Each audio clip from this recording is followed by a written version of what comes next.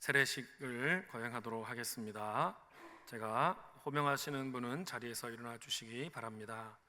싱글 박진형 목장의 김가령 성도님, 임창화 캄보디아 목장의 손익수 성도님, 그리고 황철순 성도님. 오른손을 들어 주십시오. 그리고 제가 묻는 말에 동의하신다면 아멘으로 답해 주시기 바랍니다. 김가령, 손익수, 황철순 씨는 예수님을 구주로 영접하셨습니까? 여러분들은 이제 하나님의 사랑받는 자녀가 되었다는 것을 믿습니까? 성령님께서 여러분 안에 계셔서 새로운 삶을 살고 싶은 마음을 주시고 그렇게 살 수 있는 능력도 주심을 믿습니까? 여러분들은 예수님을 영접하셨기 때문에 지금 당장 죽는다 하더라도 천국에 갈 것을 확신하십니까? 감사합니다. 기도합니다. 모든 인간의 생사화복을 주장하시는 우리 하나님, 김가령, 손익수, 황철순 성도를 우리 울산 시민교회에 보내어 주시고 한 가족이 되게 해주시고 믿음 안에서 함께 주님을 높이게 하여 주시니 감사합니다. 말씀과 기도와 회개와 순종을 통해 주님이 원하시는 생명과 구원의 길로 가게 하시니 감사합니다. 이들을 통하여 영광 받아주시고 이들을 통하여 주님을 모르는 영혼들이 주님께 나아올 수 있도록 축복의 통로로 사용하여 주시옵소서. 오늘 세례받고 공식적으로 주님 앞에 또 그리스도인이 되는 이 시간, 모든 사람들의 기쁨과 감사의 제목이 되고 평생토록 주님과 동행하는 은혜가 있게 하여 주시옵소서. 살아계신 예수 그리스도의 이름으로 기도드리옵나이다. 아멘.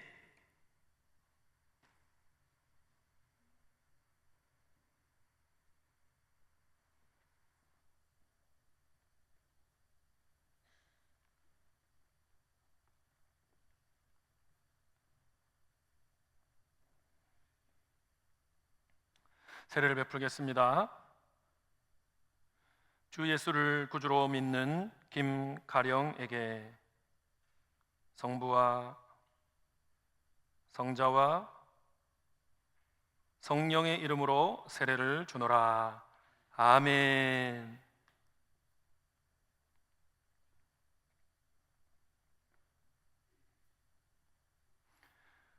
주 예수를 구주로 믿는 손익수에게 성부와 성자와 성령의 이름으로 세례를 주노라.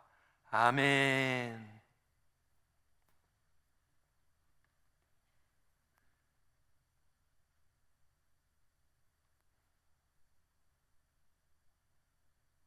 주 예수를 구주로 믿는 황철순에게 성부와 성자와 성령의 이름으로 세례를 주노라. 아멘.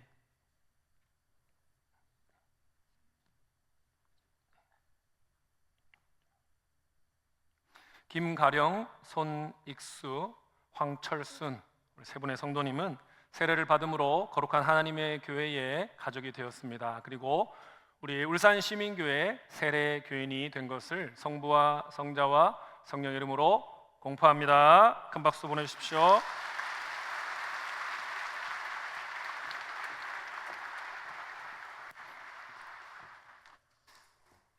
예수님 영접 모임을 통해서 예수님을 영접하시고 또 신앙생활에 대해서 다시 내 구원과 믿음에 대해 재확인하면서 다시 새롭게 신앙의 발걸음을 우리 교회에서 내딛는 분들입니다.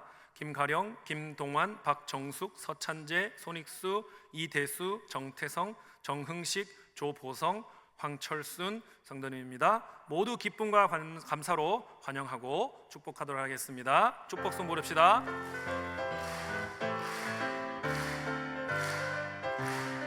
너는 담장 너머로, 너는 담장 너머로 뻗은 나무 가지에 푸른 열매처럼 하나님의 귀한 무궁한 축복이 삶에 가득히 넘쳐날 거야. 너는 어떤 시련이 와도 너는 어떤 시련이 와도 능히 이겨낼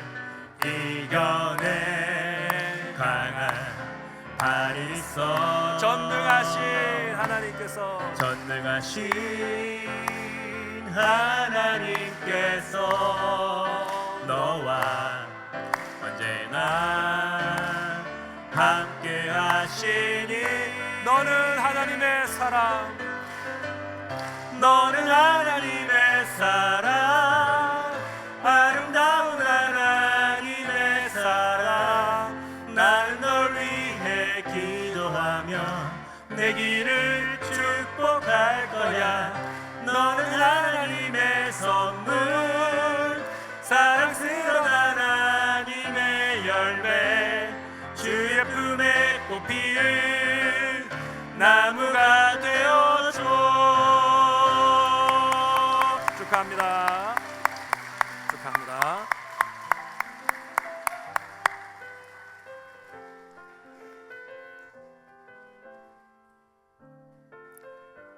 평생토록 우리 하나님과 동행하시는 인생을 사시기 바랍니다. 김가령 성도님께서 간증을 해 주시겠습니다.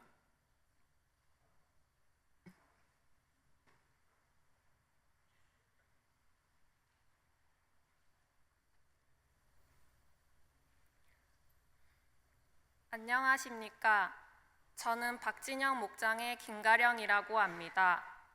저는 어릴 적부터 교회를 다니지 않았고 부모님은 절에 가끔 다니셨습니다. 그래서 부모님을 따라 절에 가기도 했지만 한편으로는 친척이나 이모 등 주변에 교회를 다니는 사람들이 많았기에 종교적인 것에 대해선 개방적인 사고를 가졌었습니다. 하지만 그렇다고 해서 딱히 어떤 종교를 선택하고 그것을 믿고 나아가진 않았습니다. 어느덧 저는 결혼을 하였고 교회를 다니는 남편과 시부모님을 만나게 되었습니다. 시어머니께서는 교회를 다니지 않는 저를 위해 기도를 많이 하셨지만 그럼에도 불구하고 저는 주말에 일을 쉬지 못한다는 핑계를 대며 교회에 대해 마음을 닫고 살았었습니다. 이 시기에 자극적인 식습관으로 살아오던 어느 날 역류성 식도염이라는 질병에 걸리게 되었습니다. 간단한 질병이라 생각했으나 위경련과 함께 물을 먹어도 토하고 일주일 동안 밥 한 숟가락조차 먹지 못할 뿐더러 병원에 가서 약을 처방받아도 나아지지 않았습니다. 그렇게 보름 동안 먹지 못하고 체중도 10kg 가까이 빠지게 되며 이러다 내가 큰일 나겠구나 느끼게 되었습니다. 남편이 교회 가자고 해도 싫다고 교회 가자는 소리 하지 말라며 항상 화를 내던 저였는데 이렇게 죽을 것처럼 아프니 예수님께서는 어떠한 병도 낫게 해주신다는 것을 들은 것이 기억이 났습니다. 그렇게 처음 남편에게 지푸라기라도 잡는 심정으로 제가 먼저 같이 교회에 가보자고 말을 하게 되었습니다. 그렇게 교회를 다니기 시작하였고 신기하게도 점점 회복되는 것이 느껴졌습니다.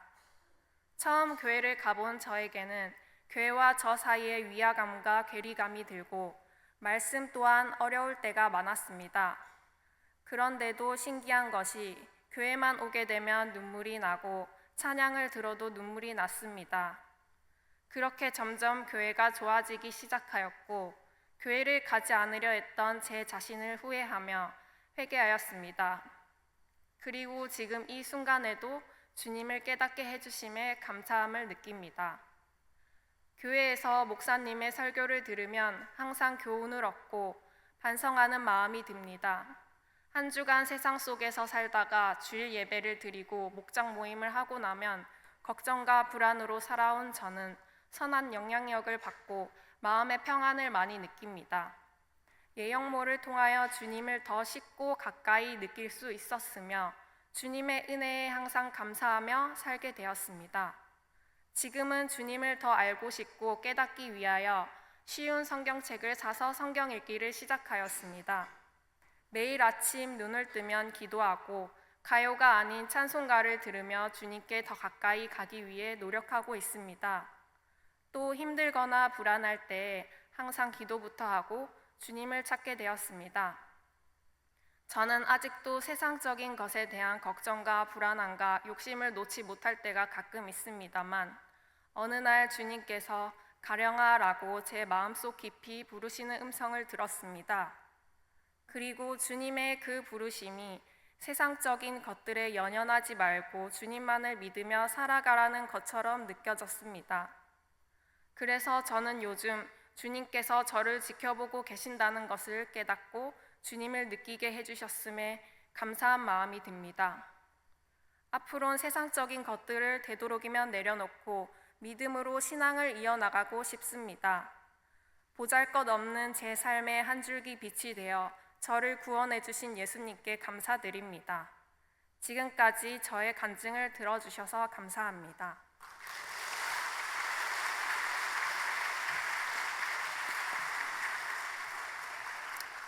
감사합니다.